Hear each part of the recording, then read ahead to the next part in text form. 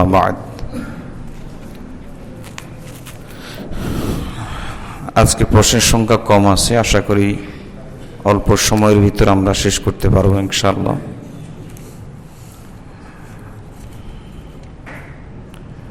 আল্লাহ তাআলার লাখো কোটি শুকর যে তিনি আমাদেরকে দ্বীনে ইলম শিখার এই মজলিসে, মাসালা মাসাইল শিখার এই মজলিসে অংশগ্রহণ করার তৌফিক দান করেছেন, আলহামদুলিল্লাহ।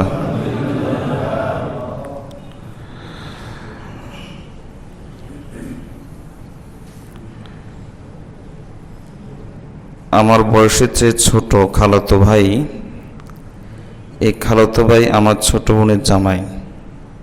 প্রশ্ন হচ্ছে, ছোট বোনের জামাই যিনি খালাতো ভাইও, তার সামনে মুখে নেকাব বা পর্দা ছাড়া কথা বলা যাবে কি না? ছোট বোনের জামাই হোক কিংবা খালাতো ভাই হোক, দুই শুরুতেই মাহরাম নয়, গায়রে মাহরাম অর্থাৎ পরপুরুষ। আর পরপুরুষের সামনে পর নারীর দেখা সাক্ষাৎ শরীয়তের দৃষ্টিতে নাজায়েজ। যেহেতু আল্লাহ তাআলা বলেছেন যে যারা তোমরা পুরুষরা তারা দৃষ্টিকে অবনত রাখবে, আর যারা তোমরা নারী তারাও দৃষ্টিকে ইয়াগুদুন্না আলাইহিন্না আবসারিহিন্না, তারাও তাদের দৃষ্টি থেকে অবনত রাখবে।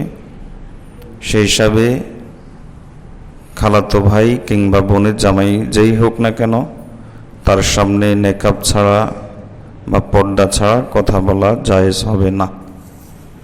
প্রয়োজনে পর্দার আড়াল থেকে কথা বলা যাবে, তাও প্রয়োজনে, কারণ আল্লাহ তাআলা বলেছেন ফাসআলুহুন্না মিন ওয়ারাই হিজাব, যে প্রয়োজনে পর্দার আড়াল থেকে তোমরা কিছু চাইতে পারো। প্রশ্ন, ইমামের পিছনে মুক্তাদিগণ সূরা ফাতিহা পড়বে কিনা একটু বুঝিয়ে বলুন। ইমামের পিছনে মুক্তাদিগণ সূরা ফাতিহা পড়বে না, এটাই হানাফি মাযহাবের ফতোয়া। আর কোনো ইমামই, কোনো মাযহাবই দলিল ছাড়া কথা বলে না। হানাফি মাযহাবের এই দাবির পক্ষে অনেকগুলো দলিল আছে, তার মধ্যে 3টা দলিল আপাতত পেশ করি। আল্লাহ তাআলা কোরআন মজিদের মধ্যে বলেছেন যে ওয়াইজা কুরিআল কুরআন ফাসতামিউ লাহু ওয়া আনসিতু লাআল্লাকুম তুরহামুন, যখন কোরআন তেলাওয়াত করা হবে তখন তোমরা তা মনোযোগ সহকারে শুনবে এবং চুপ থাকবে। আশা করা যায় এতে আল্লাহ তাআলা তোমাদের উপর দয়া করবেন। এই আয়াতটা কোন পরিস্থিতির জন্য অবতীর্ণ হয়েছে, যে কোন পরিস্থিতিতে কোরআন তেলাওয়াত করলে শুনতে হবে, চুপ থাকতে হবে? এ প্রসঙ্গে ইমামে আহমদ ইবনে হাম্বল রাহিমাহুল্লাহ, ইমামে বুখারী রাহমাতুল্লাহ উস্তাদ, তিনি বলেন যে আজমা'আন নাস আলা আন্না হাযিহিল আয়াতা ফিস সালাহ, যে ফকিহগণ মুফাসসিরগণ এই ব্যাপারে একমত হয়েছেন এই আয়াতটি হলো নামাজের জন্য। সুতরাং ইমাম যখন নামাজে তেলাওয়াত করবে তখন তোমরা শুনবে, চুপ থাকবে, এটা আল্লাহ তাআলার নির্দেশ, কারণ আয়াতটি নাজিল হয় নামাজের জন্য। এই আয়াতের তাফসিরে ইমাম আবু বকর আল জাসসাস রাহিমাহুল্লাহ তিনি বলেন যে এই আয়াতে তো এই কথা স্পষ্ট যে ইমামের কেরাত যখন মুক্তাদিগণ শুনবে, তাদের কানে আওয়াজ যাবে, তখন মুক্তাদিগণ চুপ থাকবে এবং মনোযোগ সহকারে শুনবে, এটা পরিষ্কার। তবে যে সমস্ত নামাজের মধ্যে ইমামের কেরাত শোনা যায় না, ওই সমস্ত নামাজে কি করবে? মুক্তাদিগণ কি কেরাত পড়বে বা সূরা ফাতিহা পড়বে, না চুপ থাকবে? তো তিনি বলেন যে এখানে আয়াতের 2টি নির্দেশ, একটি নির্দেশ হলো শোনা আর আরেকটি নির্দেশ হলো চুপ থাকা। সুতরাং আল্লাহর নির্দেশ যতদূর সম্ভব পালন করবে। কোনো কারণে যদি শুনতে না পারে, ইমাম যদি আস্তে কেরাত পড়ে শুনতে পাচ্ছে না, তাহলে আয়াতের 2য় নির্দেশ ওয়াংসিতু, চুপ থাকো, এই নির্দেশের উপর তো আমল করা যাবে, কারণ যিনি পিছনে আছেন মুক্তাদি, তিনি তো এই কথা জানেন যে বিআন্নাহু কারিউন লিল কোরআন, যে ইমাম সাহেব তো কোরআনই তেলাওয়াত করছে। মুক্তাদি শুনতে না পেলেও এটা তো জানে যে কোরআন তেলাওয়াত করছে। সুতরাং আয়াতের যে অংশের উপর আমল করতে পারবে সে অংশের উপর আমল করে চুপ থাকবে। ফলাফল দাঁড়ালো উচ্চস্বরের কেরাত হোক কিংবা নিম্নস্বরের কেরাত হোক, উভয় কেরাতের ক্ষেত্রেই, চাই সেটা সূরা ফাতিহা হোক কিংবা অন্য কেরাত হোক, কারণ সূরা ফাতিহা তো কেরাত নাকি কেরাত না, তো যে কোনো কেরাতেই হোক সে শুনবে এবং চুপ থাকবে। উভয় নামাজের ক্ষেত্রে শুনতে না পারলে, যেসব নামাজে নিম্নস্বরে তেলাওয়াত করা হয় শুনতে পায় না, তখন অন্তত চুপ থাকবে, এতে কোরআনের আয়াতের উপর আমল হবে। আর এছাড়াও সহিহ মুসলিমের হাদিসের মধ্যে এসেছে যে হযরত আবু মুসা আল-আশআরী রাদিয়াল্লাহু তাআলা আনহু বলেন, ইন্না রাসূলুল্লাহ সাল্লাল্লাহু আলাইহি ওয়াসাল্লাম খাতাবানা ফাবায়্যানা লানা সুন্নাতানা। রাসূলুল্লাহ সাল্লাল্লাহু আলাইহি ওয়াসাল্লাম আমাদের সামনে খুতবা দিয়েছেন এবং আমাদের তরিকা বলে দিয়েছেন, কোন পথে চলবো কোন পথে চলবো না।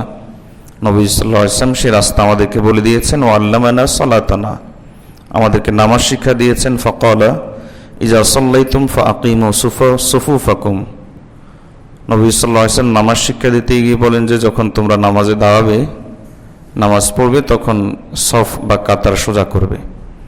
এবং সুম্মা লিয়াউমুকুম আহাদুকুম, তোমাদের মধ্যে একজন ইমামতি করবে। ফাইজা কাব্বারা ফাকাব্বিরু, ইমাম যখন তাকবীর বলবে তোমরা তাকবীর বলবে। ওয়া ইজা ক্বারাআ ফানসিতু, আর ইমাম যখন কেরাত পড়বে, নবীজি এখানে বলেন নাই যে জোরে কেরাত পড়বে না আস্তে কেরাত পড়বে, নবীজি বলেছেন ইমাম যখন কেরাত পড়বে, তুমি যখন বুঝবে যে ইমাম এখন কেরাতে আছে, ফানসিতু, তখন তুমি চুপ থাকবে। তাহলে এই সহিহ মুসলিমের এই পরিষ্কার হাদিস থেকে বোঝা যায় যে ইমামের পিছনে মুক্তাদিগণ সূরা ফাতিহা পড়বে না।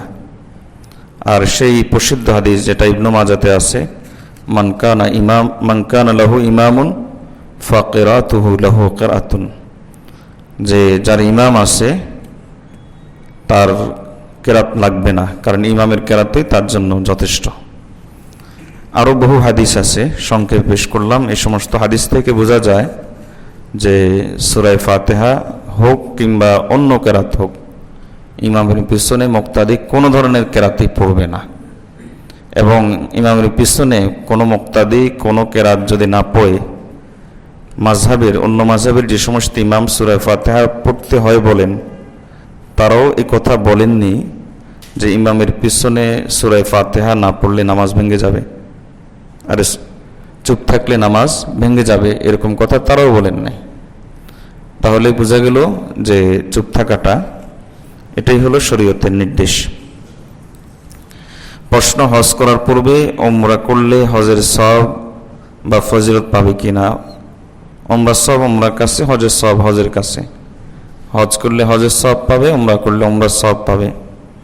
তবে আমাদের দেশের হাজিদের একটা প্রচলিত ভুল আছে, সেটা হলো আমরা হজের সফরে গিয়ে মসজিদে আয়েশা আছে একটা, তানঈম যেটাকে বলে ফিকহের কিতাবগুলোতে, ওই জায়গার নাম হলো তানঈম। তো মসজিদে আয়েশাতে গিয়ে বারবার ইহরাম বাঁধে আর এসে উমরা করতে থাকে, এটা নিষেধ। এরকম কোনো সুন্নাহ নবীজি থেকে প্রমাণিত নয় যে ওখানে গিয়ে অবস্থান করে এরপরে বারবার আয়েশা মসজিদে যাবে, ওখান থেকে ইহরাম বেঁধে আবার আসবে, আবার উমরা করবে। হজের আগ পর্যন্ত কাজ শুধু এটাই। বরং আমি যাচ্ছি হজের সফরে, গিয়েছি হজের সফরে, এবার হজের যদি তামাত্তু যদি নিয়ত করি তাহলে তামাত্তু হজ করব। তামাত্তু হজ মানে উমরা প্লাস হজ, মাঝখানে ইহরাম খুলে ফেলা, উমরা সম্পাদন করে ইহরাম খুলে ফেলা। অথবা হজ্জে কেরানের যদি নিয়ত করি তাহলে হজ্জে কেরান করব, মানে উমরা প্লাস হজ, তবে মাঝখানে ইহরাম খোলাখুলির কারবার নাই। অথবা যদি হজ্জে ইফরাদের নিয়ত করি, হজ্জে ইফরাদ করব, মানে কেবল হজ। আর আল্লাহ তাআলা তো দেখতে পাচ্ছেন আমি কি জন্য সফর করেছি। যে ব্যক্তি হজের উদ্দেশ্যে বের হয় সে আল্লাহর রাস্তায় থাকে। সুতরাং এই ভুলটা আমরা করব না। নবীজির সুন্নাহর বিপরীতে আমল যত লম্বাই হোক, যত বেশি হোক, ওই আমলে কোনো ফজিলত নেই। মুআবিয়া রাদিয়াল্লাহু তাআলা বাইতুল্লাহ তাওয়াফ করছিলেন, তো বাইতুল্লাহ যত জায়গায় পাচ্ছেন তত জায়গায় চুমা দিচ্ছেন, এখানে ওখানে ওখানে ওখানে, পাইছি বাইতুল্লাহ, এই জন্য চুমা দিয়ে ভরে ফেলতেছেন। আব্দুল্লাহ ওমর রাদিয়াল্লাহু তাআলা বলেন, কি করেন এটা আপনি? ও কেন? আমি নবী সাল্লাল্লাহু আলাইহি ওয়াসাল্লামকে পুরা বাইতুল্লাহর যত জায়গা আছে এক জায়গায় চুমা দিতে দেখেছি, আর এক জায়গায় হাত দিয়ে স্পর্শ করতে দেখেছি, এছাড়া আর কোথাও তিনি হাত দিয়ে স্পর্শ করেননি, চুমা দেন নাই। ও তুমি কি সত্যি বলেছো? বলে হ্যাঁ আমি সত্যি বলেছি। তাহলে এখন থেকে, আজকে থেকে ছেড়ে দিলাম, আর জীবন এটা করব না, ভুল করে ফেলেছি।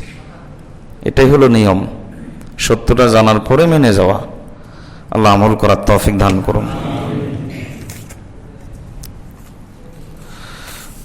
প্রশ্ন, অনেক সময় আমার এমন হয় দ্বিতীয় বৈঠকে আমি তাশাহুদ শেষ করার পূর্বেই ইমাম সাহেব তৃতীয় রাকাতের জন্য দাঁড়িয়ে যান। শেষ বৈঠকে আমি দুরূদ শরীফ বা দোয়া মাসুরা শেষ করার পূর্বে ইমাম সাহেব সালাম ফিরিয়ে ফেলেন, এক্ষেত্রে আমার করণীয় কি? এখানে মূলত দুটি মাসালা।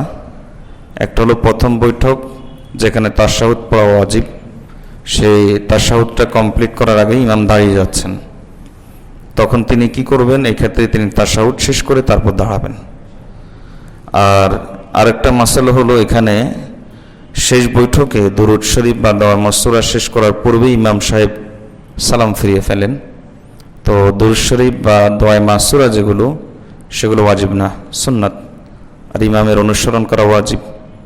সুতরাং যতটুকু হয়েছে ততটুকু, এরপরে সালাম ফিরিয়ে ফেলবে।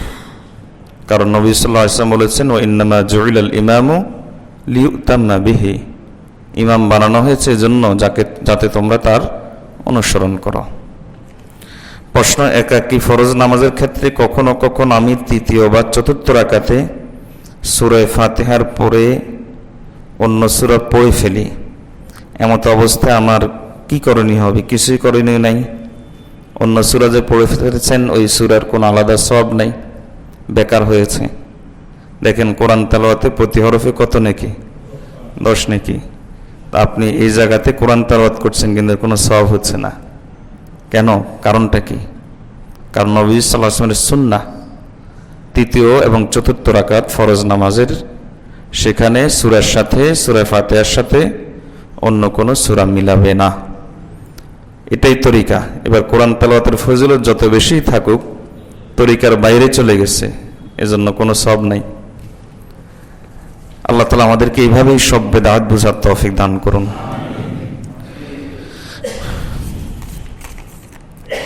প্রশ্ন, তাকওয়া কাকে বলে বর্ণনা দিবেন? এটা তো একটা ওয়াজের বিষয়। তাকওয়া কাকে বলে? তাকওয়া কোরআন মাজিদে তাকওয়া সম্পর্কে আল্লাহ তাআলা সরাসরি নির্দেশ দিয়েছেন ৭৬ বার। এমন কোন নবী নেই যে নবী তাকওয়ার নির্দেশ দেন নাই। প্রত্যেক নবী তার উম্মতকে তাকওয়ার ওয়াজ করেছেন, তাহলে অত্যন্ত গুরুত্বপূর্ণ বিষয়। তাকওয়া হযরত আলী রাদিয়াল্লাহু তাআলা বলেন যে, হিয়াল খাউফু মিনাল জালিল ওয়াল আমালু বিত-তানজিল ওয়াল কানাআতু বিল কালিল ওয়াল ইস্তি'দাদ লিয়াউমির রাহিল।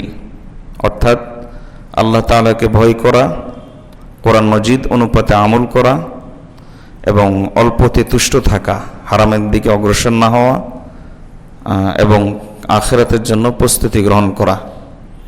আমরা তাকওয়ার শাব্দিক অর্থ একটা করি, সেটা কি? আল্লাহর ভয়। এই শাব্দিক অর্থ ভুল নয়, তবে পারিভাষিক অর্থ আরও ব্যাপক। শাব্দিক অর্থ আর পারিভাষিক অর্থ সমান নয়। শাব্দিক অর্থ আল্লাহর ভয়। এটা মূলত কোন শব্দ থেকে এসেছে সেটা বুঝলে আমরা এই তাকওয়ার আবেদনটা বুঝতে পারবো, যে তাকওয়া মানে কি, কি চায় তাকওয়া। তাকওয়াটা সব এসেছে ওয়াকায়াতুন থেকে। এই ওয়াকায়াতুন মানে নিজেকে বাঁচিয়ে রাখা। তাহলে কেবল ভয়ের নাম তাকওয়া না, ভয় করে নিজেকে গুনাহ থেকে বাঁচিয়ে রাখা, আল্লাহকে ভয় করে, এর নাম হলো তাকওয়া। আপনি এখানে কথার কথা বসে আছেন, একটা বাঘ ঢুকে গেল, শুধু ভয় পেলেন, এটা তাকওয়া না। ভয় পাওয়ার পাশাপাশি বাঘ থেকে কীভাবে বাঁচা যায় ফিকির করলেন, এটা তাকওয়া। তো অনুরূপভাবে আল্লাহর ভয় তাকওয়া আল্লাহর জন্য, সে তাকওয়া কি? সেটা হলো আল্লাহর ভয়ে গুনাহ থেকে বেঁচে থাকা। আলী রাদিয়াল্লাহু তাআলা এটাই বলেছেন। এজন্য আলী রাদিয়াল্লাহু তাআলা আরো বলতেন, আল মুত্তাকি মানিত্তাকা মিনাজ যুনুব, মুত্তাকি হলো ওই ব্যক্তি যে গুনাহ থেকে বেঁচে থাকে। তাকে জিজ্ঞেস করা হয়েছে যে তাকওয়ার সর্বোচ্চ সীমা কি? তিনি বলেন, ইনদা হুদুরিশ শাহওয়াত তাতাবায়ানু ওয়ারাউল আতকিয়া, যে যখন একজন মানুষের শাহওয়াত, যৌনতার সাথে সম্পৃক্ত অংশ, এটাই শাহওয়াত বলে, এরা যখন তার সামনে উপস্থিত হবে, তার মধ্যে তাড়া করবে, তখন সে যদি আল্লাহকে ভয় করে এই গুনাহ থেকে বেঁচে থাকে, এটা হলো তাকওয়ার সর্বোচ্চ সীমা। আল্লাহ হেফাজত করুন। এই জন্য তিনি বলেন যে রাসুত তাকওয়া তারকুশ শাহওয়া, তাকওয়ার মূল হলো শাহওয়াত ছেড়ে দেওয়া, শাহওয়াত ছেড়ে দেওয়া, এটা হলো তাকওয়ার মূল। আর তাকওয়া সম্পর্কে একটা প্রসিদ্ধ কথা আমরা জানি যে হযরত ওমর ইবনে খাত্তাব রাদিয়াল্লাহু তাআলা আনহু হযরত উবাই ইবনে কাব রাদিয়াল্লাহু তাআলাকে জিজ্ঞেস করেছেন যে তাকওয়া কাকে বলে। তখন উবাই ইবনে কাব রাদিয়াল্লাহু তাআলা পাল্টা প্রশ্ন করলেন যে আমিরুল মুমিনিন, আপনি কি কখনো কাঁটা বিছানো, আমা সালাকতা তারিকান যাতা শাওকিন, এমন রাস্তা দিয়ে কি চলেছেন যেখানে কাঁটা বিছানো থাকে? বলে, হ্যাঁ চলেছি। কিভাবে চলেছেন? তাশাম্মারতু ওয়া হাজিরতু, খুব সন্তর্পণে আস্তে আস্তে পা ফেলেছি যেন কাঁটা বিদ্ধ না হয়, কাঁটা থেকে যেন বেঁচে থাকা যায়, এভাবে চলেছি আর রাস্তাটা অতিক্রম করে ফেলেছি। তো উবাই ইবনে কাব রাদিয়াল্লাহু তাআলা বলেন যে যালিকাত তাকওয়া, এটাই হলো তাকওয়া। গুনার কাঁটা বিছানো থাকবে, গুনার কাঁটা বিছানো অবস্থায় থাকবে, আর এই রাস্তা দিয়ে আমাকে চলতে হবে, চারিদিকে গুনার বাজার, আর এই বাজার আমাকে অতিক্রম করতেই হবে, কারণ ওই বাজারের ওই পারে জান্নাত। সুতরাং অতিক্রম করা ছাড়া উপায় নাই। আমার কাজ হলো অত্যন্ত সতর্কতার সাথে গুনাহ থেকে বেঁচে থেকে আমি ওই বাজারটা অতিক্রম করে ওই পারে জান্নাতে পৌঁছে যাওয়া, এটাই হলো তাকওয়া। আল্লাহ আমাদেরকে তাকওয়া অর্জন করার তৌফিক দান করুন। এজন্য হযরত আব্দুল্লাহ ইবনে মাসউদ রাদিয়াল্লাহু তাআলা তাকওয়ার পরিচয় দিচ্ছেন। আশা করি তাকওয়া বুঝতে পারছি। তাকওয়ার পরিচয় দিচ্ছেন, আইয়ুতা ফালা ইউসা ওয়া আন ইউযকারা ফালা ইউনসা ওয়া আন ইউশকারা ফালা ইউকফার। তাকওয়া মানে আল্লাহর আনুগত্য করা, নাফরমানি না করা, আল্লাহর স্মরণ করা, আল্লাহকে ভুলে না যাওয়া, আল্লাহর কৃতজ্ঞতা প্রকাশ করা, আল্লাহর অকৃতজ্ঞতা থেকে বেঁচে থাকা, এটা হলো তাকওয়া। হযরত আব্দুল্লাহ ওমর ইবনে আব্দুল আজিজ রাহমাতুল্লাহ আলো পরিষ্কার করছেন। তিনি যে কথাটা বলেছেন, এই কথার মাধ্যমে আমাদের মধ্যে অবস্থিত কিছু ভুল ধারণা দূর হবে। তিনি বলেন যে লাইসা তাকওয়াল্লাহ বিসিয়ামিন নাহার ওয়ালা বিকিয়ামিল লাইল ওয়াত তাখলিদ ফিমা বাইনা যালিক। এক ব্যক্তি রোজা রাখে সারা দিন, সারা রাত নফল নামাজ পড়ে, ওয়াত তাখলিদ ফিমা বাইনা যালিক, মাঝখানে সে গোলমাল করে। বুঝছেন নি? সারা রাত নফল নামাজ পড়ে আর সারা দিন রোজা রাখে, মাঝখানে কি করে? গোলমাল করে। গোলমাল মানে কি? হারাম খায়, হারাম কাজ করে, গুনাহ কাজ করে, হারাম কামায়, হারাম উপার্জন করে, কিন্তু পাক্কা সাচ্চা বাহ্যিক দৃষ্টিতে বুজুর্গ মুসল্লি আব্দুল কাদের জিলানী, কিন্তু মাঝখানে তার গোলমাল।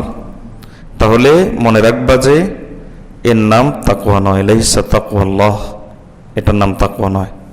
এজন্য বলেন যে তাকওয়া বুঝতে চাও, তাকওয়া যদি বুঝতে চাও, তাহলে তুমি তোমার অন্তরে যে কথাগুলো লালন করো, যে চিন্তাগুলো লালন করো, গুনার যে পরিকল্পনা, গুনার যে চিন্তা, তুমি যেগুলো লালন করো, সেগুলোকে ধরে নাও, সেগুলোকে বের করে এনে একটা পাত্রের মধ্যে রাখবা, রেখে বাজারে ঘুরবা।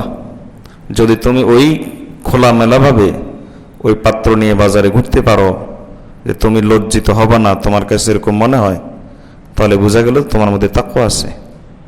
আর তোমার অন্তরে যে চিন্তা আছে, তোমার অন্তরে যে পরিকল্পনা আছে গুনার বিষয়ে, হারামের বিষয়ে, যে চিন্তাগুলো তুমি লালন করো, সেটা বের করে পাত্রে রাখার পরে ইজা লাম ইয়াস্তাহি মিন শাইইন ফিহি, তাহলে বুঝতে হবে যে ইজ কলবহু তাহিরুন মিন বাওয়াতিনিল ইসমি ওয়া যালিকা তাকওয়া। তাহলে বুঝতে হবে তার অন্তর গোপন গুনাহ থেকে মুক্ত, পবিত্র, আর এটাই হলো তাকওয়া। এজন্য নবী সাল্লাল্লাহু আলাইহি ওয়াসাল্লাম বলেছেন, আত তাকওয়া হা হুনা, তাকওয়া হলো এই জায়গাতে। আল্লাহ আমাদেরকে মুত্তাকি হওয়ার তৌফিক দান করুন। প্রশ্ন, কর্জে হাসানা কাকে বলে? কর্জে হাসানা কাকে বলে? কর্জে হাসানা আমরা একটা জিনিস জানি খুব ভালো করে, এটা শুনি ওয়াজ মাহফিলে যে আল্লাহকে কর্জে হাসানা দেন। তো আল্লাহকে কর্জে হাসানা দেওয়া মানে আল্লাহর সন্তুষ্টির জন্য কোনো কিছু হালাল মাল থেকে দান করা, যেই দানের পিছনে লাইসা ফিহিল মান ওয়াল আযা, যে দানের পিছনে খোঁটা দেওয়া অথবা কষ্ট দেওয়া থাকবে না। দান করে বললাম না যে ওই জিনিসটা এনে দে, ওই কাজটা করে দে, এরকম কিছু বলি নেই। এটা হলো আল্লাহকে কর্জে হাসানা দেওয়া। আর মানুষকে কর্জে হাসানা দেওয়া মানে যে যেটা সে দিয়েছে হুবহু সে সেটা তার কাছে চায়, বেশি নয়। দিয়েছি 5 টাকা, আবার চাচ্ছি 5 টাকা, বেশি চাচ্ছি না। দিয়েছে একটা বই, আবার ওইরকম একটা বই চাচ্ছি, বেশি চাচ্ছি না। এটা হলো কর্জে হাসানা। এখানে সময় মুআয়্যান থাকতে পারে, নির্ধারিত থাকতে পারে, যমক দিন দিতে হবে। অথবা আমি মনে মনে চিন্তা করলাম আপনি যাও, এই লোকটা যেদিন দেয় সেদিনই, তো সুযোগ দিলাম, যে ঋণ নিয়েছে তাকে সুযোগ দিলাম। এক হাদিসের মধ্যে নবী সাল্লাল্লাহু আলাইহি ওয়াসাল্লাম বলেছেন যে আমি মেরাজের রাতে দেখেছি সৎকার বিষয় লেখা আছে, 1 টাকা সৎকার দিলে 10 টাকা, অর্থাৎ সৎকার বিষয় লেখা আছে আর সাদাকাতু বিআশারি আমসালিহা, জান্নাতের গেটের মধ্যে লেখা আছে যে এই 1 টাকা সৎকার দিলে 10 টাকা, 10 গুণ বাড়িয়ে দেওয়া হবে। আর কর্জ সম্পর্কে আমি দেখেছি কেউ কাউকে যদি কর্জে হাসানা দেয়, ঋণ দেয়, তাহলে আমি সেখানে দেখেছি লেখা আছে যে সেখানে লেখা আছে যে ওয়াল কর্জু বিসামানিয়াতি আশার, যে কেউ যদি 1 টাকা দেয় তাহলে সে 18 টাকা পাবে, মানে 18 গুণ পাবে। তাহলে সৎকার বিষয় হলো 1 এ 10 গুণ, আর কর্জের বিষয় হলো 18 গুণ। নবী সাল্লাল্লাহু আলাইহি ওয়াসাল্লাম বলেন, তখন আমি জিবরাইলকে জিজ্ঞেস করলাম মা বালুল কর্দি আফদালু মিনাস সাদাকাতি, ঘটনা কি, যে সৎকার চাইতে কর্জ দেওয়া, ঋণ দেওয়া এর ফজিলত বেশি কি জন্য? তখন তিনি উত্তর দিয়েছেন লিআন্না সাইল ইয়াসআলু ওয়া ইনদাহু ওয়াল মুস্তাকরিজ লা ইয়াস্তাকরিজু ইল্লা মিন হাজাতিন, কারণ যে সুয়াল করে, ভিক্ষা করে, সে চায়, অনেক সময় তার কাছে থাকলেও চায়। আর যে ব্যক্তি কর্জ নেয়, ঋণ নেয়, সে আরেকজনের কাছে হাত পাতে তখনই যখন তার কাছে থাকে না। এজন্য কর্জ দিলে একজন মানুষের হাজত পূরণ করার ক্ষেত্রে সবচাইতে বেশি প্রভাবশালী হয়। কর্জ নিয়ে যাচ্ছে এর অর্থ হলো সে বেশি অভাবগ্রস্ত, এজন্য তাকে কর্জ দেওয়াটা উত্তম, 18 গুণ বেশি। এখন তো যুগ পাল্টে গেছে, কারণ আমানতদারিতা নাই। আমানতদারিতা থাকলে এই হাদিসগুলোর উপর আমল করা সহজ হতো। আল্লাহ আমাদেরকে আমানতদারিতার পরিবেশে আবার ফিরে আসার তৌফিক দান করুন।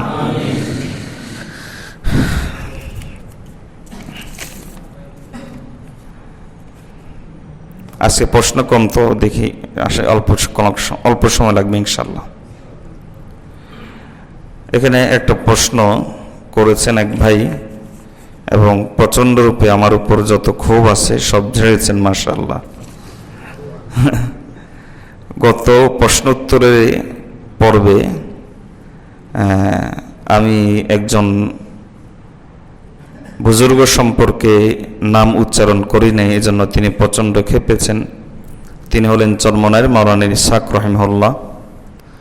তো উনি অভিযোগ করেছেন যে ওনার সম্পর্কে আমার চাইতে উনি বেশি জানেন। আলহামদুলিল্লাহ, আমি তো বলেছি আমি জানি না, জন্মায় কখনো যাইও নাই, ওনাকে কখনো দেখিও নাই, এজন্য আমি কোত্থেকে বেশি জানবো। আর তিনি বলেছেন যে তিনি লিখেছেন একটা মাসআলা, তো এই মাসআলার ক্ষেত্রে ফকিগণ, প্রসিদ্ধ ফকি যারা, তারা বিপরীত বলেন। এজন্য মূলত ওনার সম্মানার্থে ওনার নামটা নেই, কারণ প্রসিদ্ধ ফকিগণ তার বিপরীত মাসআলা দিচ্ছেন। তো এতে একজন আল্লাহর ওলির সম্মান নষ্ট হয় না। আল্লাহ তাআলা সকলকে জান্নাতবাসী করুন। তো সেই মাসআলাটা হলো জর্দা খাওয়া সম্পর্কে। তো উনি সর্বশেষ অনেক বকাবকি করছেন, আমাকে অনেকক্ষণ বকাবকি করছেন। বকাবকি করে এরপরে সর্বশেষ লিখছেন যে উক্ত দ্রব্যদ্বয় খাওয়া থেকে বিরত থাকতে বিশেষভাবে অনুরোধ করছি। তো উনি যদি একজন ডাক্তার হিসেবে পরামর্শ দিতেন তাহলে ওয়েলকাম ছিল, আলহামদুলিল্লাহ, হিতাকাঙ্ক্ষী। কিন্তু মাসালার ক্ষেত্রে যদি বলা হয় তাহলে ফতোয়ার কিতাবগুলোতে ভিন্নতা এসেছে। ফতোয়ায়ে শামী সেখানে এসেছে খণ্ড নম্বর 6 পৃষ্ঠা নম্বর 460, তামাক দ্রব্য সম্পর্কে জিজ্ঞেস করা হয়েছে। জর্দামানিতে তামাক দ্রব্য সম্পর্কে জিজ্ঞেস করা হয়েছে, তখন সেটাখানে বলা হয়েছে এটা খাওয়া নাজায়েজ নয়, লা বা'সা ফীহি, এটা খাইলে কোনো অসুবিধা নেই। তো জর্দা যারা হারাম বলেন তারা আসলে জর্দা হারাম এই মর্মে কোনো কোরআন কিংবা সুন্নাহ, কোরআনের কোনো আয়াত কিংবা হাদিসের কোনো বক্তব্য শোনাইতে পারবে না। তাহলে হারাম কেন বলেন? কিছু অযৌক্তিককে যৌক্তিক বানান, যেগুলো শরীয়তের বিচারে যৌক্তিক নয় এগুলোকে যৌক্তিক বানান। যেমন একটা কথা বলে যে এটা হলো নেশাদ্রব্য, অথচ জর্দাকে নেশাদ্রব্য হিসাবে শরীয়ত গ্রহণ করে না। নেশাদ্রব্য হলো খামার, মদ বলে, যেটা মদের মতো, অথচ খামার এর তৈরি কি দিয়ে হয়, তার ম্যানুফ্যাকচার কি, খামার কি দিয়ে হয় বলেন? আঙ্গুর দিয়ে, কিশমিশ দিয়ে, খেজুর দিয়ে। কখনো কি শুনেছেন যে মদ জর্দা দিয়ে হয়, মদ তামাক দিয়ে হয়? তাহলে এটা খামার কেমনে হয়, এটা মদ কেমনে হয়? আবার যুক্তি পেশ করেছে যে এগুলো খাইলে মাতলামি আসে। জর্দা খেয়ে কেউ মাতলামি করছে দেখছেন? জর্দা খাইলে বড় জোর মাথা ঘুরায়, বমি আসে, কিন্তু মাতলামি আসে না। এটা একটা অযৌক্তিক কথা, মাতলামি আসে। এখন কোনো জিনিস যদি বেশি খাওয়ার কারণে মাথা ঘোরায়, বমি আসে, সবকিছু ঘুরে ঘুরে মনে হয় যে এরকমটা হয়, তাহলে মধু 1 কেজি খান না বসে একসাথে, আরো বেশি মাতলামি আসবে। মাতলামি যদি এটাকেই যদি মাতলামি বলে, তাহলে 1 কেজি মধু খান, দেখবেন যে কেমন মাথা ঘুরায়, কেমন লাগে আপনার কাছে। 1 কেজি আঙ্গুরের রস খান, দেখবেন যে কেমন লাগে। তাহলে মাতলামি আসাটা, এই কথাটাও সত্য নয়। আর বলা হয়ে থাকে যে এটা না খেলে তো মানুষ টিকতে পারে না, এটার বাস্তবতা আছে। ওই যে লকডাউনের সময় একবার আমার পান খাওয়ার দরকার হয়েছে, জর্দা ছিল না, তা আমি বাইরে গিয়ে অনেকক্ষণ খুঁজছি জর্দা পাই কিনা। তো বাস্তবতা আছে, কিন্তু এই কারণে কোনো জিনিস হারাম হয় না। আপনারা কোনোখানে কোনো জায়গাতে, আমি একটা গল্প শুনেছি বা পড়েছি যে একজন চাকর ট্রেন বন্ধ করে ফেলেছে, চেইন টান দিয়ে ট্রেন বন্ধ করে দিয়েছে। আমার যতদূর মনে পড়ে ওই গল্পের শিরোনাম কি যেন, চাকর বাইজাতে একটা কিছু ছিল। এটা স্কুলের কোন একটা বইতে ছিল। হ্যাঁ, আশ্চর্য নেশাখোর। তো এখন যারা চা খায় এরা তো চা ছাড়া বাঁচে না, চা খেতেই হবে। এখন বলেন তো এই জন্য কি চা কি তার জন্য হারাম? কোনো হালাল খাদ্যের প্রতি কারো যদি অতিরিক্ত আগ্রহ থাকে তাহলে এর কারণে সেটা হারাম হয়ে যায় না। আচ্ছা, আরেকটা অদ্ভুত যুক্তি পেশ করা হয়, বলে যে তামাক দ্রব্য এটা শরীরের জন্য ক্ষতিকর, সুতরাং এটা হারাম। তো তাহলে ডায়াবেটিস রোগী যদি তাকে আপনি চিনি খাওয়ান 250 গ্রাম, বলেন তো তার ডায়াবেটিসের কি অবস্থা হবে? তাহলে বলেন ডায়াবেটিস রোগীর জন্য চিনি কি হারাম? তাহলে এগুলো একমাত্র কারণ নয়। একটা জিনিস হালাল করতে হলে শরীয়তের দলিল লাগবে, হারাম করতে হলে শরীয়তের দলিল লাগবে। আল্লাহ তাআলা কোরআন মজিদের মধ্যে বলেছেন, লিমা তুহাররিমু মা আহাল্লাল্লাহু লাক। আল্লাহ যে জিনিস হালাল করেছেন সেই জিনিস হারাম করার অধিকার তোমাকে কে দিল? কেন তুমি সেটা হারাম করছো? তার হালাল করার মালিক, হারাম করার মালিক কে? হ্যাঁ, একজন ডাক্তার যারা জর্দা খায় তাকে এই পরামর্শ দিতেই পারে এবং দেওয়া উচিত, এই জর্দার মধ্যে ক্ষতিকর বিষয়গুলো আছে। এটা ডাক্তারের পরামর্শ। আর ডাক্তারের পরামর্শ আমি যদি আমার শরীর সুস্থ রাখতে চাই, আমার জন্য মেনে চলা এটাও জরুরি বিষয়। এটার সাথে শরীয়তের সম্পর্ক নাই। জর্দার মধ্যে অনেক ক্ষতিকর দিক আছে। এটা হলো মেডিকেল সায়েন্সের কথা, এটা কুরআন সুন্নাহর কথা না। আর মেডিকেল সায়েন্স এটা অস্বীকার করার কিছু নাই। কেউ যদি সেই কথাগুলো মেনে জর্দা থেকে বেঁচে থাকে, অসুবিধা কি? তাহলে শরীয়তের বিচারে জর্দা হারাম, এটা কোনো ফতোয়ার কিতাবে লেখা নাই। হ্যাঁ, এই যে ইদানিংকালে কিছু দেখা যাচ্ছে, আর আপনি যে বুজুর্গের নাম বলেছেন ওনার কোনো কিতাব আমি দেখি নাই, হয়তো আপনি দেখেছেন, উনি হয়তো বলতে পারেন। যদি বলেও থাকেন তাহলে অধিকাংশ আলেম যা বলেছেন তার খেলাফ। আর একজন মানুষ সেটাই অনুসরণ করবে, মানবে ফতোয়া হিসাবে। জর্দা খাবো না ডাক্তারের পরামর্শ হিসাবে, তো হারাম এটা বলবো না শরীয়তের নির্দেশ হিসাবে, কারণ আমি হারাম বলার অধিকার রাখি না। আল্লাহ আমাদেরকে বুঝার তৌফিক দান করুন। এরপরে দ্বিতীয় প্রশ্ন, উনি আরেকটা প্রশ্ন করেছেন, সেখানেও মাশাআল্লাহ খুব ক্ষোভ প্রকাশ করেছেন যে স্বপ্নের মাধ্যমে কিংবা বাস্তবে মহান আল্লাহকে দেখে নেয়, অনুগ্রহপূর্বক এই সত্যতার স্বীকৃতি দেবেন না। আল্লাহকে স্বপ্নে অথবা বাস্তবে দেখার সুযোগ আল্লাহর সৃষ্টি শ্রেষ্ঠ মানব জাতি ও স্বাধীন ইচ্ছা শক্তিহীন ফেরেশতাদের পক্ষেও কোনোভাবে সম্ভব নয়। হুজুর, আপনি সেদিন উদাহরণস্বরূপ উপস্থিত শ্রোতাগণকে বলেছেন আমাদের ইমামে আজম হযরত আবু হানিফা রাহমাতুল্লাহ মহান আল্লাহকে দেখেছেন স্বপ্নের মাধ্যমে, কিন্তু এই কথার উপর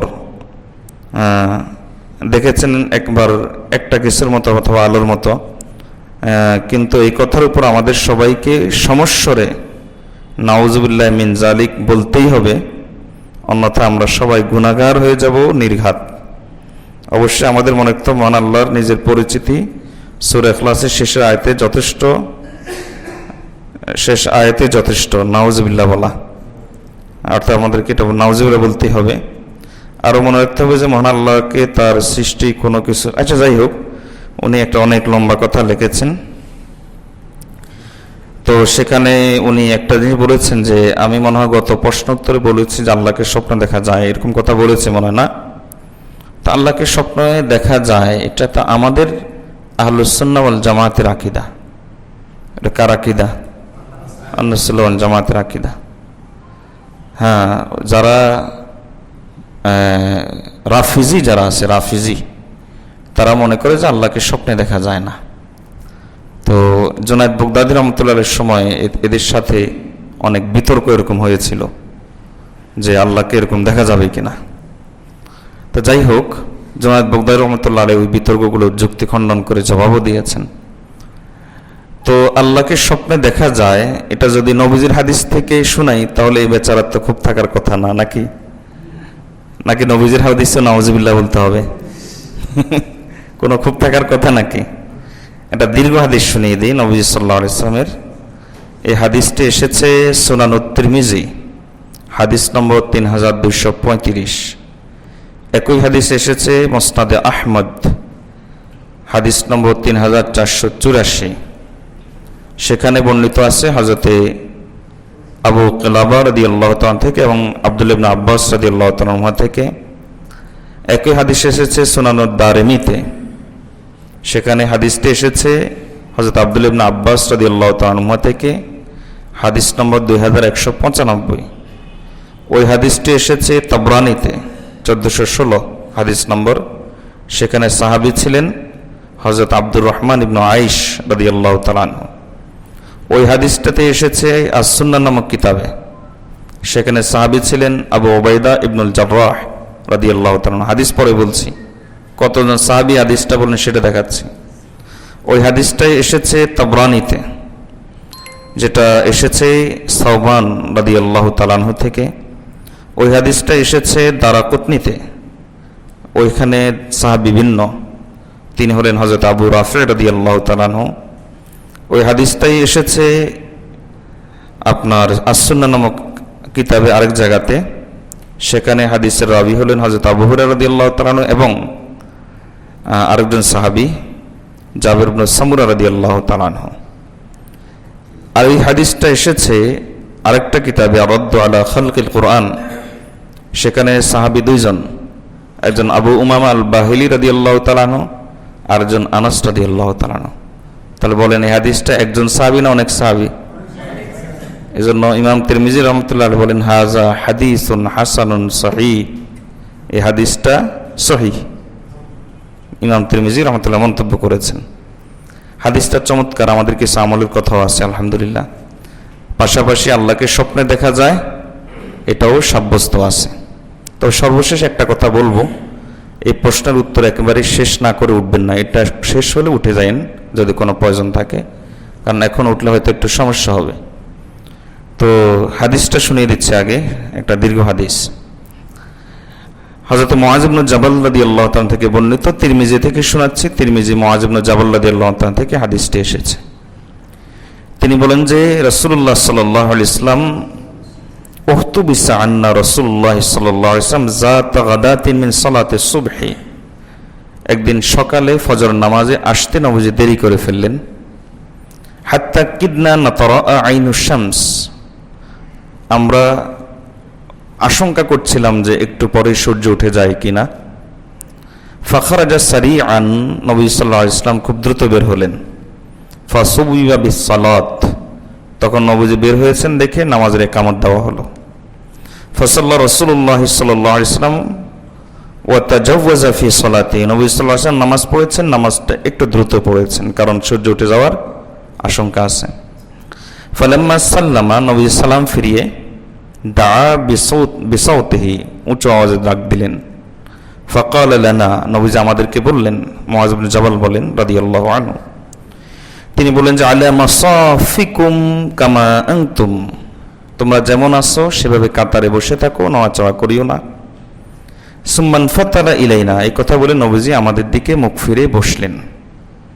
ফাকালা, এরপর নবীজি বললেন, আমা ইন্নী সাউহাদ্দিসুকুম মা হাবাসানি আনকুমুল গাদাত, আমি তোমাদেরকে জানাচ্ছি যে আমার নামাজে আসতে কেন দেরি হয়েছে ফজর নামাজে। আসল বিষয় হলো ইন্নী কুমতু মিনাল লাইল, রাতের বেলায় তাহাজ্জুদ পড়েছিলাম। ফাতাওয়াজ্জাতু, ওযু করেছিলাম। ফাসাল্লাইতু মা কাদারাল কুদ্দির আলী, আল্লাহ তাআলা যতটুকু তাকদীর রেখেছেন ততটুকু নামাজ পড়েছি, মানে তাহাজ্জুদের নামাজ আদায় করেছি। ফানাআসতু ফি সালাতি, তখন নামাজের মধ্যে আমার তন্দ্রা চলে আসলো। তন্দ্রা আসার কারণে ফাস্তাসকালতু, তখন আমি সেখানে বসে গেলাম বা শুয়ে গেলাম। এরপরে ফাইজান, তখন আমি দেখতে পেলাম, বলেন তো চোখে না স্বপ্নে? তন্দ্রায় তো, ওখানে তিনি উনি ইস্তাকাল্লাত, মানে সেখানে তিনি হেলান দিয়ে বসে গেছেন অথবা কাত হয়ে শুয়ে গেছেন। এরপরে ফাইজান আনা বিরাব্বি তাবারাকা ওয়া তাআলা ফি আহসানি সূরাতিন, আমি আল্লাহকে দেখলাম সবচাইতে সুন্দর সূরতে। তাহলে কিসে দেখেছেন? স্বপ্নে। এরপরে ফাকালা ইয়া মুহাম্মদ, আল্লাহ আমাকে বলেন, হে মুহাম্মদ। কুলতু লাব্বাইক ইয়া রব, আমি বললাম লাব্বাইক ও আমার রব। ক্বালা ফীমা ইয়াখতাসিমুল মালাউল আ'লা, উচ্চ জগতের, ঊর্ধ্ব জগতের ফেরেশতারা কি নিয়ে তোমাদের ব্যাপারে বিতর্ক করে জানো? মানুষের কি বিষয়ে বিতর্ক করে? তখন নবী সাল্লাল্লাহু আলাইহি ওয়াসাল্লাম বললেন যে আমি জানি না। তখন আল্লাহ তাআলা আবার জিজ্ঞেস করলেন, ক্বালাহা সালাসান, আল্লাহ তাআলা তিনবার জিজ্ঞেস করলেন। তৃতীয়বার আগে আল্লাহ তাআলা করলেন কি? ক্বালা, নবীজি বলেন, ফারাআইতুহু ওয়াদাআ কাফাহু বাইনা কাতফাইয়া, আমি দেখলাম যে আল্লাহ তাআলা দুই কাঁধের মাঝখানে তার হাতটাকে রাখলেন, এভাবে রাখলেন, কোনো দৃষ্টান্ত দেওয়া যাবে না, এমনি বুঝি রাখলেন। এভাবে যেটা বলেছি এটা থেকে তওবা করি, কোনো দৃষ্টান্ত দেওয়া যাবে না, আস্তাগফিরুল্লাহ। অর্থাৎ আল্লাহ তাআলার নবী সাল্লাল্লাহু আলাইহি ওয়াসাল্লাম দুই কাঁধের মাঝখানে হাতটাকে রাখলেন। এরপর হাত্তা ওয়াজাদতু বারদা আনামিলহি বাইনা সাদিয়াইয়া, নবী সাল্লাল্লাহু আলাইহি ওয়াসাল্লাম বলেন যে আল্লাহ তাআলার আঙ্গুলের স্পর্শে এক প্রকারের শান্তি, প্রশান্তি আমি আমার পুরো বুকে অনুভব করলাম। এরপরে ফাতাজাল্লালি কুল্লা শাইইন, সঙ্গে সঙ্গে সব কিছু আমার কাছে পরিষ্কার হয়ে গেল। এখন আমি সব প্রশ্ন সম্পর্কে জানি। আমার কাছে এখন মনে হচ্ছে আমি এখন যে কোনো প্রশ্নের উত্তর দেওয়ার জন্য রেডি আছি। এরপর আল্লাহ বললেন যে ইয়া মুহাম্মদ, মুহাম্মদ বলতো লাব্বাইক রব, হে আমার মালিক লাব্বাইক। ক্বালা ফীমা ইয়াখতাসিমুল মালাউল আ'লা, ঊর্ধ্ব জগতের ফেরেশতারা কি নিয়ে ঝগড়া করে? তখন আমি বললাম, এখন তো সব জেনে গেছি, এজন্য আমি বললাম ফিল কাফারাত, যে আল্লাহ তাআলা মানুষের গুনাহগুলোকে মাফ করবেন যে সমস্ত আমলের মাধ্যমে। ফেরেশতারা এগুলো নিয়ে বিতর্ক করে যে এরা এত গুনাহ করে, এরপর একটা আমল করলো সব শেষ, আর আমরা এত আমল করি এরপরে তাদের চাইতে আমাদের চাইতে তারা শ্রেষ্ঠ। আমরা আমল করে শ্রেষ্ঠ হতে পারছি না, তারা গুনাহ করেও শ্রেষ্ঠ হচ্ছে। এজন্য তারা বিতর্ক করে, একজনের সাথে একজন বিতর্ক করে। তখন আল্লাহ বলেন যে মা হুন্না, তাহলে বলুন ইয়া মুহাম্মদ, হে মুহাম্মদ আপনি বলুন, মা হুন্না ওই আমলগুলো কি যেগুলোর মাধ্যমে গুনাহগুলো মিটে যায়? কুলতু, তখন আমি বললাম মাশুল আকদামে ইলাল জামাত, মসজিদে জামাতের জন্য কদম চালানো, অর্থাৎ পায়ে হেঁটে মসজিদে যাওয়া। এর মাধ্যমে আল্লাহ তাআলা গুনাহগুলোকে মাফ করে দেন। ওয়াল জুলুস ফিল মাসাজিদ বা'দা সালাওয়াত, নামাজের পরে সঙ্গে সঙ্গে উঠে না যাওয়া, কিছুক্ষণ যেখানে নামাজ পড়েছে বসে থাকা, এর মাধ্যমে আল্লাহ তাআলা গুনাহগুলোকে মাফ করে দেন। ওয়া ইসবাগুল ওযুই ফিল মাকরুহাত, অলসতার সময়, শীতের সময় ওযু করতে যখন মনে চায় না তখন কষ্ট করে ওযু করা, এর মাধ্যমে আল্লাহ গুনাহগুলোকে মাফ করে দেন। তখন আল্লাহ বলেন যে সুম্মা ফীমা, এরপর আর কি? তখন আমি বললাম, নবী সাল্লাল্লাহু আলাইহি ওয়াসাল্লাম বলেন, আমি বললাম, আরো তালিকা দিলাম, ইতআমুত তাআম, যারা গরিব দুঃখী অভাবগ্রস্ত তাদেরকে দাওয়াত খাওয়াইলে, এখন তো হুজুরদেরকে দাওয়াত খাওয়ায়, গরিবদেরকে খাওয়ায় না। মনে করে হুজুরদেরকে দাওয়াত খাইলে ফজিলত বেশি, না, হুজুররা দাওয়াত খাইতে খাইতে অবস্থা খারাপ, এই জন্য তাদের এত অভাব নাই। মাশাআল্লাহ, যাদের অভাব আছে তাদেরকে খাওয়ান, ওখানে ফজিলত বেশি। তো অভাবগ্রস্ত যারা আছে তাদেরকে দাওয়াত খাওয়ান, আল্লাহ তাআলা গুনাহগুলোকে মাফ করে দিবেন। আল্লাহ তাআলা নবীজির মুখে স্বপ্নের মাধ্যমে এগুলো বের করেছেন।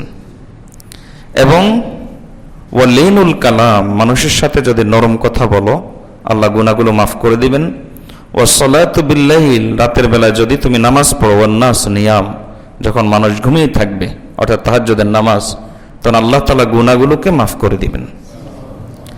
ক্বালা সাল, আল্লাহ বলেন এবার আপনি আমার কাছে কিছু চান, আমার কাছে কিছু দোয়া করেন। কুলতু, তখন আমি বললাম আল্লাহুম্মা ইন্নী আসআলুকা ফি'লাল খায়রাত, ও আল্লাহ সব নেক আমল করার তৌফিক দেন। ওয়া তারকাল মুনকারাত, সব গুনাহ থেকে বেঁচে থাকার তৌফিক দেন। ওয়া হুব্বাল মাসাকিন, গরিব দুঃখীকে ভালোবাসার তৌফিক দেন।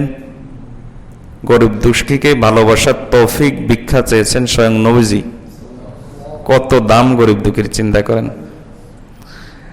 এত বড় সম্মান গরিব দুঃখীকে আর কে দিতে পেরেছে বলেন? যে সমাজতন্ত্র গরিব দুঃখীর কথা বেশি স্লোগান তোলে, তারা কে পেরেছে? এটা একমাত্র ইসলামে দিয়েছে, আলহামদুলিল্লাহ।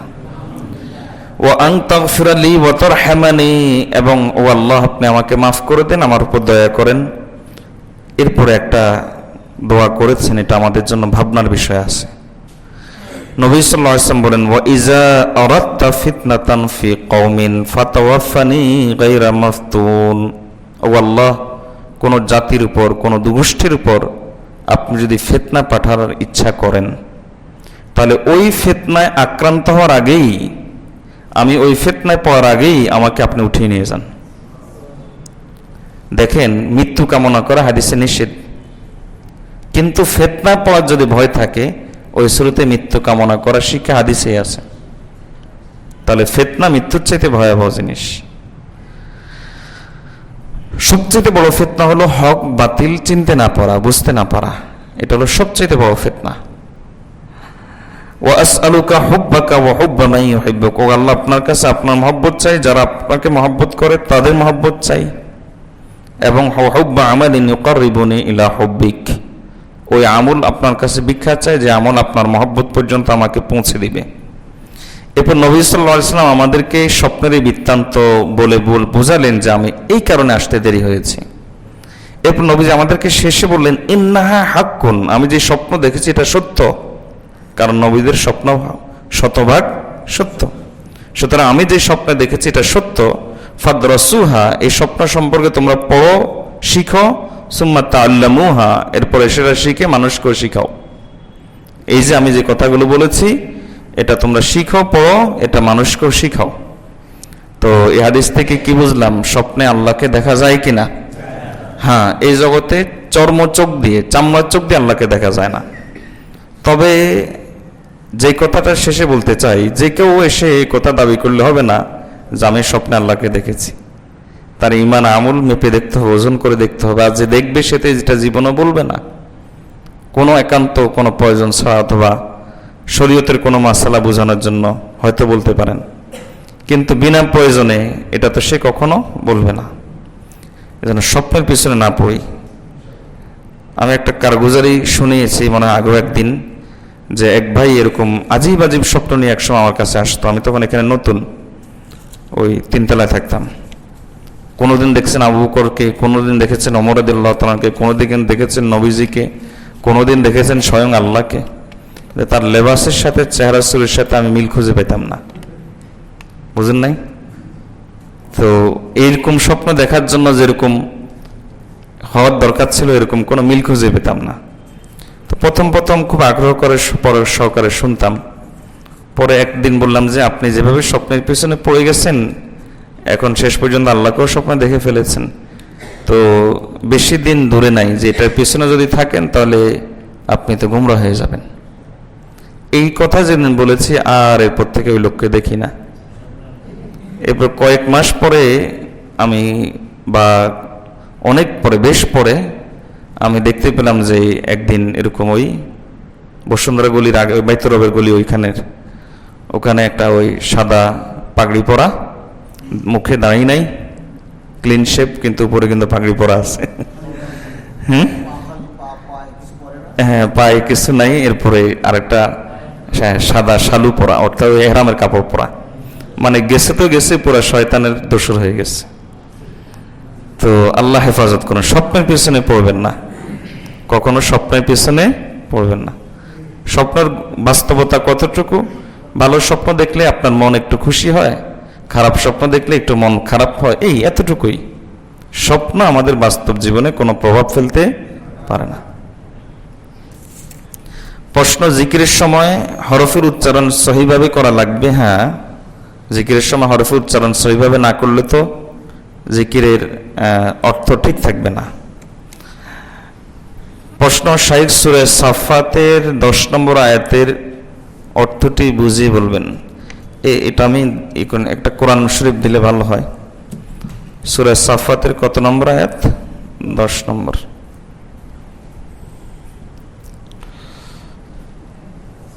আরেকটা আছে, এই কাগজটা পড়লে শেষ হয়ে যাবে ইনশাল্লাহ।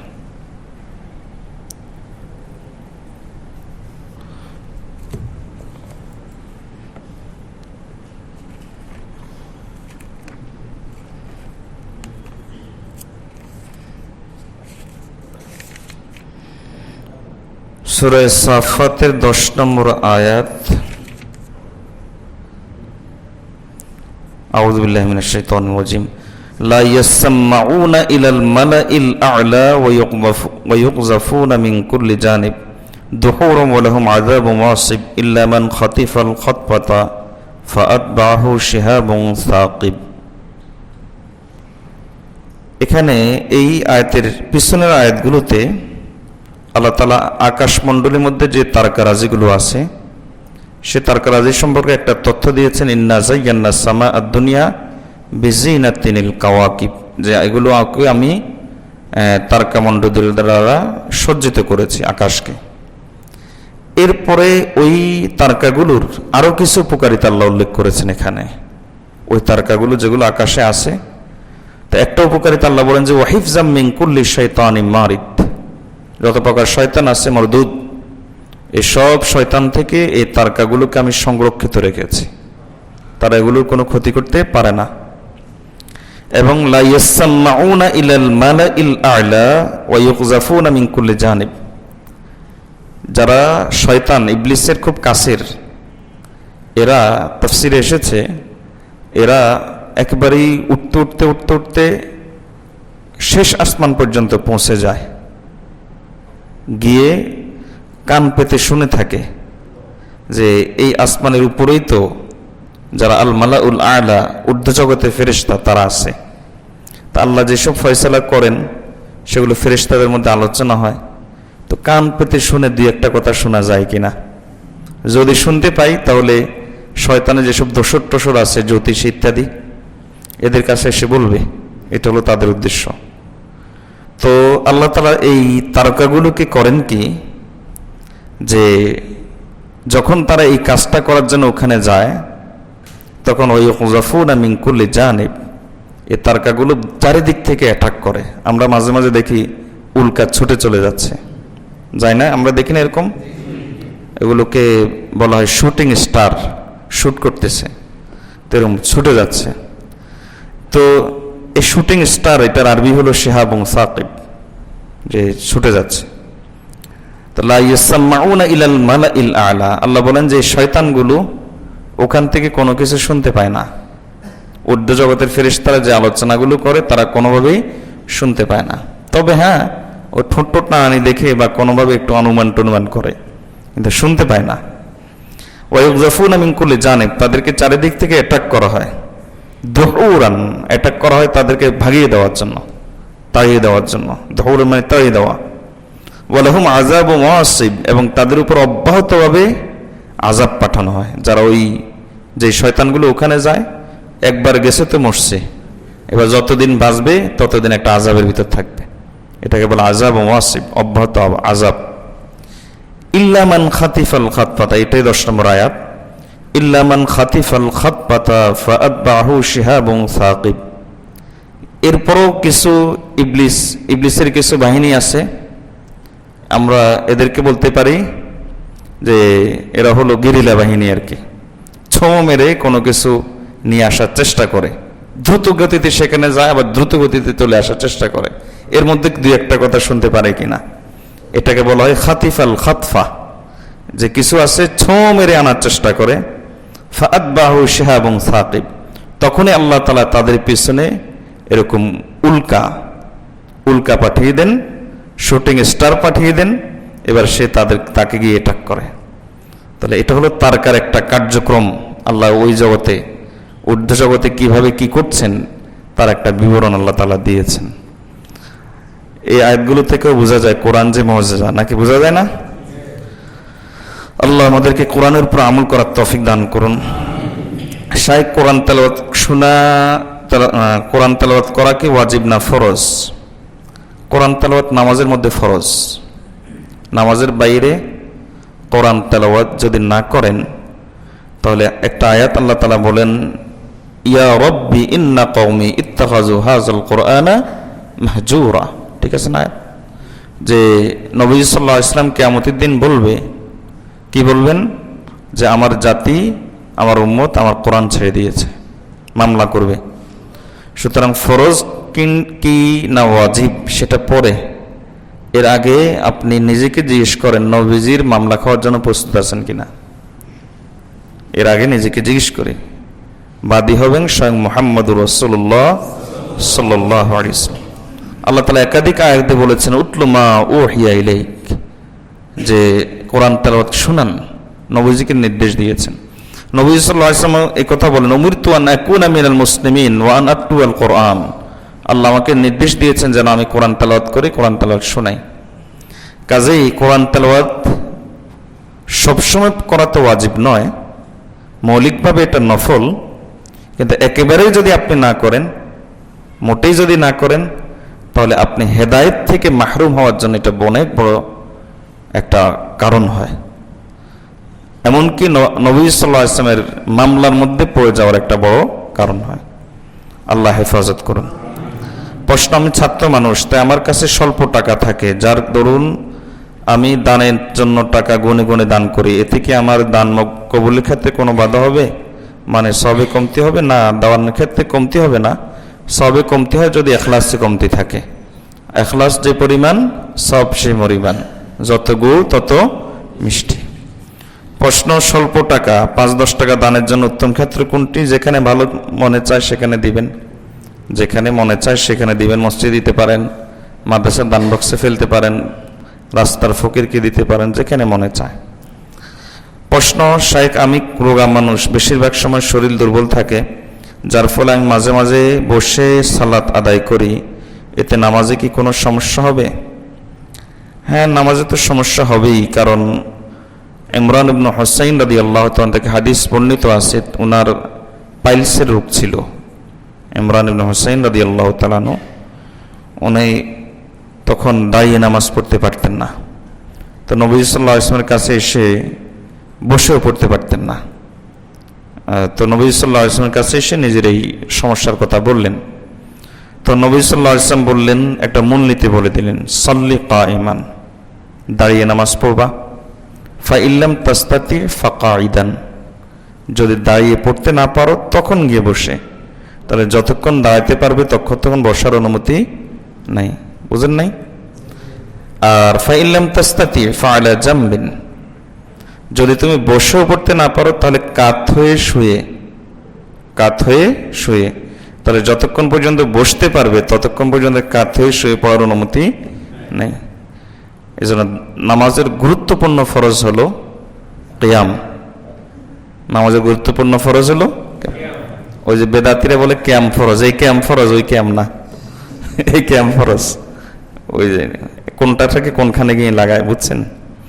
তো কিয়াম অর্থাৎ দাঁড়িয়ে নামাজটা আদায় করা। হ্যাঁ, নফল নামাজের ক্ষেত্রে অনুমতি আছে, যদি ক্লান্তি অনুভব হয় তখন আপনি বসে পড়তে পারেন।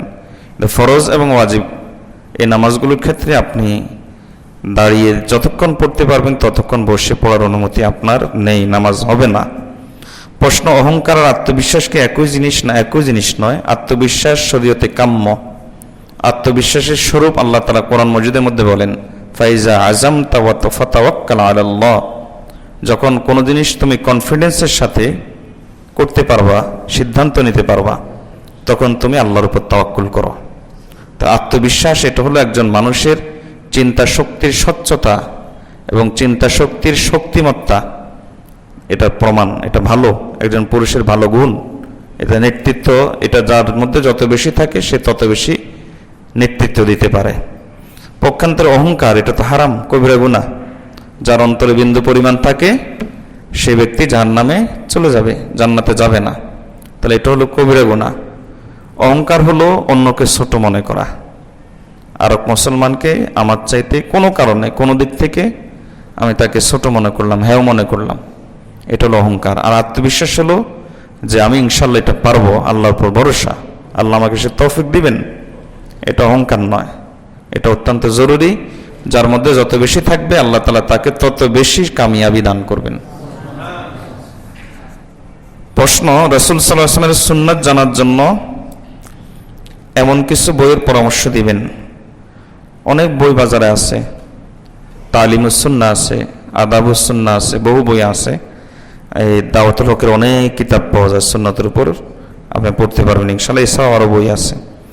প্রশ্ন, মসজিদে কিংবা বাড়ির বাইরে থাকা অবস্থায় কাপড় নাপাকি লাগলে পেশাব বা কুকুর কিভাবে পাক করব? কুকুর তো নাপাক না, কুকুরের লালা নাপাক, কুকুর নাপাক না, কুকুরের লালা নাপাক। এই জন্য কুকুরের শরীরে যতক্ষণ পর্যন্ত নাপাকি দেখা যাবে না ততক্ষণ পর্যন্ত আপনার শরীরে লাগলে কোনো অসুবিধা নাই। হ্যাঁ, কুকুরের লালা নাপাক, আমাদের হানাফি মাযহাবে কুকুরের লালা নাপাক। হানাফি মাযহাবে না, সব মাযহাবেই, শুধু মালিকি মাযহাবে কুকুরের লালা পাক, আর অন্যান্য সব মাযহাবে কুকুরের লালাটা নাপাক। রাসূলুল্লাহ সাল্লাল্লাহু আলাইহি ওয়াসাল্লাম সব ধরনের হিংস্র জানোয়ারের লালা থেকে নিষেধ করেছেন। তো বোঝা গেল সব ধরনের হিংস্র জানোয়ারের লালা নাপাক। তো যাই হোক,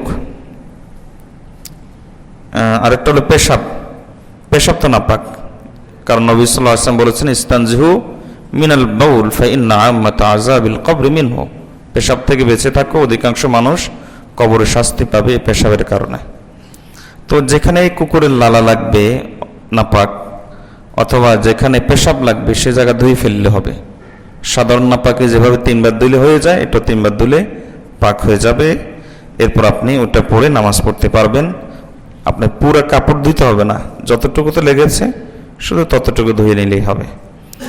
প্রশ্ন, বিকাশে বা নগদ রিচার্জের সাপেক্ষে যে ক্যাশব্যাক দেয় এটি গ্রহণ করা জায়েজ হবে কি? ক্যাশব্যাক যেটা দেয় সেটা আপনাকে গিফট দিচ্ছে, আপনি এটাকে হাদিয়া হিসেবে নিতে পারেন। বলতে পারেন এটা তো সুদী কোম্পানি, তাদের হাদিয়া গ্রহণ করা জায়েজ হবে কিনা? তাদের সুরাটা সুদ না, তারা কিছু হালালটা করে না, তো সেটা আপনি নিয়ে চিন্তা করবেন যে হালালটা থেকে দিচ্ছে। হযরত আব্দুল্লাহ ইবনে মাসউদ রাদিয়াল্লাহু তাআলা আনহু, এক ব্যক্তি তাকে জিজ্ঞেস করলো যে অমুক আমাকে দাওয়াত দিচ্ছে, সমস্যা হলো সে তো সুদের কারবার করে। আব্দুল্লাহ ইবনে মাসউদ রাদিয়াল্লাহু তাআলা বলেন যে আজিবুহু, দাওয়াত গ্রহণ করো। কেন? ফাইন্নামাল মাহানাউ লাকুম ওয়াল উযরু আলাইহি, কারণ সে যে সুদের কারবার করে, এই সুদের কারবারের গুনাহ এটা তার কাঁধে, আর তুমি যে দাওয়াত গ্রহণ করেছো এটা তোমার আনন্দের বিষয়, দাওয়াত গ্রহণ করো। তাহলে এই সমস্ত আসার বর্ণনা থেকে ফকিগণ বলেন যে কারো যদি হালাল এবং হারাম মিশ্রণ থাকে, হালাল এবং হারাম যদি মিশ্রণ থাকে, তাহলে তাদের দাওয়াত গ্রহণ করা যাবে। যিনি গ্রহণ করবেন তিনি চিন্তা করবেন যে তিনি আমাকে তার হালাল অংশ থেকেই খাওয়াচ্ছেন, এভাবে চিন্তা করে তার দাওয়াত গ্রহণ করার সুযোগ আছে, গ্রহণ না করারও সুযোগ আছে। আপনার যখন যেখানে যে পরিবেশে যেটা সুবিধা সেটা করবেন। সর্বোপরি খেয়াল রাখবেন যে কোনো ঝগড়াঝাটি যেন সৃষ্টি না হয়, মনোমালিন্যতা যেন সৃষ্টি না হয়, কৌশলে হ্যাকমতে যেটা সুবিধা সেটা করবেন। প্রশ্ন, ফোনে ইমার্জেন্সি লোন আনার ফলে 2.5 টাকা বেশি দেওয়া লাগে, এটা কি সুদের লেনদেন হবে? এটা গুরুত্বপূর্ণ একটা প্রশ্ন, যে 2.5 টাকা বেশি দেই। কয় টাকা? 2.5 টাকা বেশি না, 20 টাকা মনে হয় না, 2.5 টাকা বেশি নেয়। তো 10 টাকার পরিবর্তে যদি 12.5 টাকা নেয় তাহলে সুদ হয় কিনা বলেন? 10 টাকার পরিবর্তে কয় টাকা হলো নিল? আপনি দিয়েছেন 10 টাকা, কিন্তু আমি নিলাম 12.5 টাকা, তাহলে বলেন তো এটা সুদ হচ্ছে কিনা? টাকার বিনিময়ে টাকা অতিরিক্ত সুদ না? যে ঋণের মধ্যেই এরকম অতিরিক্ত টানবে সেটাই হলো সুদ। তাহলে এই দৃষ্টিকোণে সুদ। তবে এখানে কিছু ব্যাখ্যা করার সুযোগ আছে, সেটা হলো এই যে বিকাশ যে টাকাটা আপনাকে দিচ্ছে, 10 টাকার ব্যালেন্স দিল, আমি আপনাকে জিজ্ঞেস করি, আপনারা উত্তর দিবেন 10 টাকা দিয়েছে না 10 টাকার ব্যালেন্স দিয়েছে? বুঝেন নাই? 10 টাকা দিয়েছে না 10 টাকার ব্যালেন্স দিয়েছে? তাহলে ব্যালেন্সটা একটা পণ্য, ব্যালেন্সটা একটা পণ্য। এই পণ্য দিয়ে আপনি একটা সুবিধা গ্রহণ করছেন, সেটা হলো কথা বলার সুবিধা। যদি 10 টাকা দিত তাহলে আপনার পকেটে 10 টাকা দিয়ে যত কাজ করতে পারতেন, এই মোবাইলে 10 টাকা দিয়েও আপনি তত কাজ করতে পারতেন। তো মোবাইলে যে 10 টাকা আসছে সেটা দিয়ে কি আপনার পকেটের 10 টাকা দিয়ে যত কাজ করতে পারেন, মোবাইলে 10 টাকা দিয়ে কি তত কাজ করতে পারেন? তাহলে বোঝা গেল এটা পণ্য, এটা টাকা না। টাকা যদি হইতো তাহলে সব কাজ করা যেত। আর পণ্যের বিনিময়ে যদি বাকিতে কেউ পণ্য বিক্রি করে তাহলে একটু বেশি নেওয়া শরীয়ত স্বীকার করে। যেমন নগদ নিলেন 10 টাকা, ওই পণ্যটা আপনি বাকি খরিদ করলেন 11 টাকা দিয়ে, শরীয়ত এটাকে সুদ বলে না। আপনাকে কেন সে 11 টাকা দিবে? আপনার চেহারা দেখে কি 11 টাকা দিবে? তো বাকিতে একটু দাম বেশি হয়, শরীয়ত এটা স্বীকার করে। আপনি নিচ্ছেন এখন বাকি, টক টাইমটা আপনি পণ্য হিসাবে নিলেন, 10 টাকার টক টাইম নিলেন বাকিতে, তো বাকি হওয়ার কারণে 2 টাকা বেশি নিচ্ছে, 2.5 টাকা বেশি নিচ্ছে, সুতরাং এটা হালাল হচ্ছে নাকি হারাম হচ্ছে? হালাল হয়ে যাচ্ছে। বুঝে আসছে? এই জন্য ফতুয়া সোজাসুজি কি দাঁড়াইলো, হালাল না হারাম? হালাল, অসুবিধা নাই, আপনি এই কাজ করতে পারেন, অসুবিধা নাই। আগেরটা বলে দিয়েছে এজন্য যে অনেকখানে ওইটা বলে সুদ বলবে, এজন্য দুটাই বলে দিয়েছে যেন ওইটা বলে সুদ এটা না বলতে পারে, এই কারণে এটাও বলে দিলাম। আল্লাহ আমাদেরকে আমল করার তৌফিক দান করুন।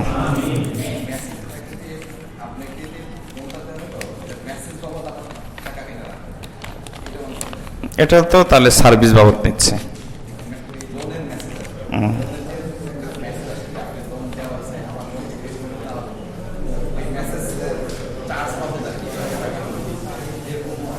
এরকম